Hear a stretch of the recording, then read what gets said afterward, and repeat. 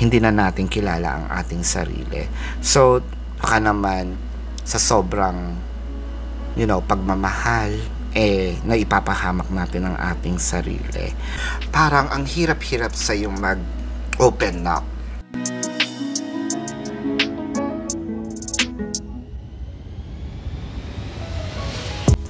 Hello Pisces! Maraming salamat sa inyong pagbabalik, no? Para po sa mga bago, don't forget to click the subscribe button, no?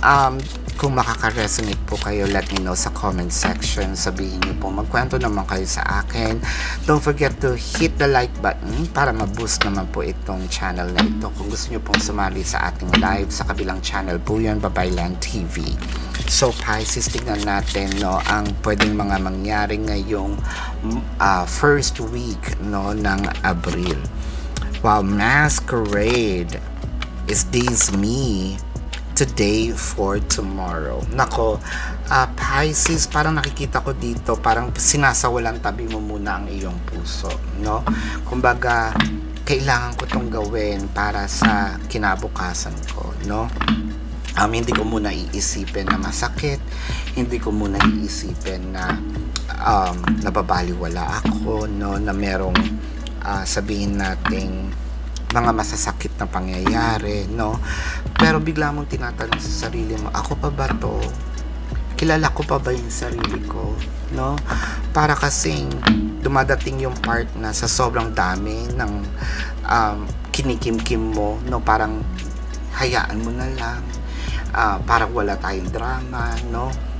Minsan gusto na magsalita kasi ikaw yung taong expressive, no, Pisces, pero mas pinipili mong medyo wag na lang muna kasi nandito pa ako sa sitwasyon na mahina pa ako, pwedeng ganun, no? Gusto ko munang meron akong energy na fino-focusan, no? Nagpo-focus ako siguro sa pag-aaral, sa kinabukasan ko, na sa trabaho ko, kesa tayo, no? Kesa ubusin ko ang energy ko sa pakikipag-away, pakikipagtalo, wag na lang, itutulog ko na lang. Pero yun nga, dumadating yung part siguro na misunderstood tayo, okay lang pala sa kanya kasi hindi naman siya pumapalag, no? Where's the balance in here? The authority and the fulfillment of wishes. Parang naging masyado tayong lenient, Pisces, no? Parang masyado nating binibigyan, no, ng karapatan yung kabilang kampo o yung taong mahal natin. Dapat balanse tayo. Dapat marunong tayo magsalita. Dapat marunong tayong umaray kapag tayo'y nasasaktan, no? Kasi nakikita ko dito, willing naman makinig yung taong mahal mo, no? Fulfillment of wishes, I think kapag nag-request ka nga, chances are pagbibigyan ka. Yan. So Pisces,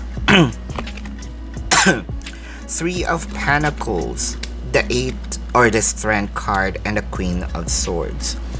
Pero kasi ang sayo, kumbaga, think before you click, no? So pinag-iisipan mo muna, no, bago mo ibuka ang iyong bunganga. Makakabuti ba to, no? Ang importante kasi sa'yo is yung peace of mind mo. Ang importante sa'yo, which is okay din naman, diba? Yung kesa maraming gulo, no? Mas pinipigilan ko, mas kinikim-kim ko na lang kesa magsalita ako at kesa magalit din ako. Knowing you, Pisces, diba? mukha lang talagang babait, diba? Hindi ko masasabing salbahe kayo, no? Pisces din ako, don't worry, naiintindihan ko.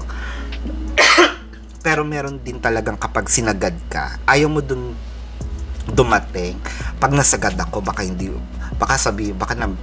mo pa namimit si ano, no?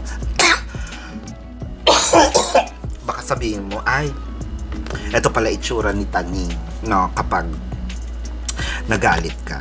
With the 10 of Wands and the Hangman. So Pisces,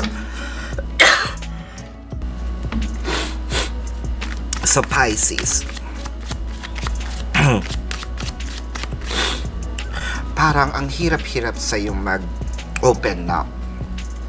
Ang hirap-hirap sabihin, no? Yung nararamdaman mo. the world card, the justice. Pero kailangan mo talagang magsalita para hindi ka naaabuso.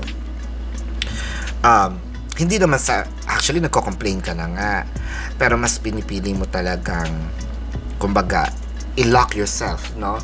Na parang, sige, okay na muna, okay na lang. I think ang gusto dito iparating sa atin ng energy, nasa sukdulan na. So, kailangan dapat may mga sinasabi rin tayo, no? Dapat kailangan meron din tayong mga ginagawa. No, with the Ace of Wands, the Page of Cups, and the Three of Swords. So, I think that too much passion, no, too much of in a dreamy state, no, kasi Pisces nga, no, dumadating din yung part. Sorry Pisces, may contribution ka rin naman dito kung bakit medyo masakit-sakit na rin yung inyong nararamdaman. Sobrang pagmamahal, no, leniency, no, at saka wala tayong courage so far, no, para sabihin, eto ang gusto ko, eto yung gusto nating mangyari, eto yung gusto kong sabihin. So parang nawawala yung authority natin, nawawala yung, kumbaga, sinasabi natin na dapat, no, eto dapat ang masunod, dapat ako naman. The justice always showing up in here with a Five of Pentacles. Kung kinakailangan somehow, no, na bumukod ka muna, wag ka munang makipag-engage, no, sa or let's say, unahin mo muna yung sarili mo, no, na ilagay sa, well, tahimik ka naman, ilagay yung surroundings mo, no, sa tahimik, with the Knight of Pentacles and the King of Cups. Yan. So kung hindi mo naman masabi ng direkta, no, siguro ito yung part na pwede tayong mag-excuse, na sabihin natin na kailangan ko muna yung mag-focus sa ganito, lalo na sa mga singles, masyado tayong naaapektuhan, no, or dun sa hindi pala kasal, no, masyado tayong naapektuhan ng buhay pag-ibig. Masyado na tayong nabago, no? Yung sabi ko, hindi ko nakilala yung sarili ko, 'di ba? Kumbaga binigay natin yung kapangyarihan, no, sa taong mahal natin, na hanggang ngayon sila na yung nagpapatakbo, 'di ba? So far, ang nakikita ko, dapat talaga balansehin, no? Balansehin natin ang mga bagay-bagay. Baka naman sa sobrang, pagmamahal, na ipapahamak natin ang ating sarili, no? Isa ito sa mga reading na dapat pinag-iisipan natin, no?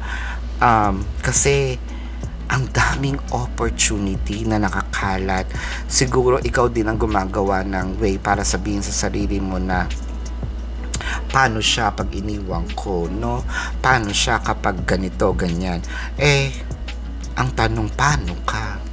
Paano ikaw naman, 'di ba? Paano ang iyong sarili? Unahin natin ang future, no? Kasi kapag nandun na tayo, pwede nating balikan ito. Hindi yung, kumbaga, nalugmok tayo dito, no, sa isang bagay, sa isang sitwasyon na baka sa susunod wala na tayong opportunity na madatnan. Ang opportunity nasa kabila. At baka by that time, no, pagbalik mo, maayos na ang lahat. Kasi ang nakikita ko dito, masyadong naibuhos natin, no, ang lahat ng energy natin sa taong mahal natin. Hindi na natin kilala ang ating sarili.